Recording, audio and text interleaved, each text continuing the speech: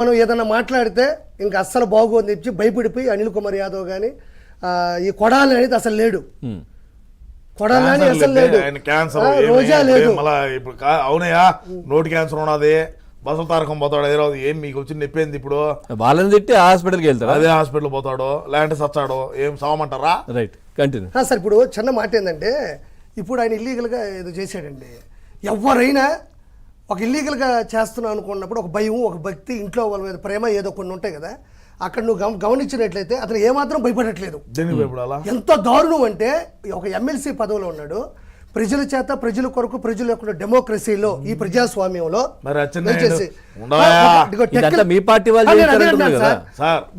గారు మేము అధికారంలో ఉన్నప్పుడు అచ్చెన్నాయుడు గారు రాష్ట్ర పార్టీ అధ్యక్షులుగా ఉన్నప్పుడు ఏ విధంగా పదజాలం మాట్లాడినారో మీ దగ్గర కూడా ఉంటాయి, మీరు కూడా చూసుంటారు. మాట్లాడారు, కట్టెలు తినరా, కొట్టండ్రా, నరకండ్రా అని.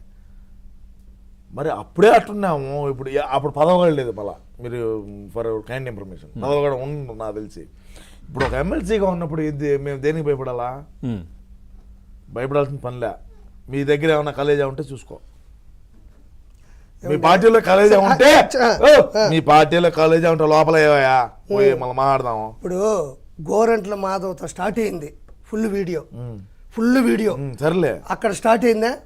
ఆ తర్వాత అంబటి రాంబాబుతో మళ్ళీ స్టార్ట్ అయింది. ఆ మధ్యలో చేసి ఇంకొకటి జరిగింది. ఇప్పుడు వచ్చేసేమో డైరెక్ట్గా జనాల మధ్యనే ఆవిడ చెప్తుంది 16 కోట్లు 8 కోట్లు ఇల్లు రాసి ఇచ్చాడంట. నాకు ప్రూఫ్లు చూపించానంటుంది ఆవిడ. అది కూడా అబద్ధమే. నా కుటుంబాన్ని సెటిల్ చేసేసాను, 8 కోట్లు రాయించండి. ఆవిడేమంటుంది?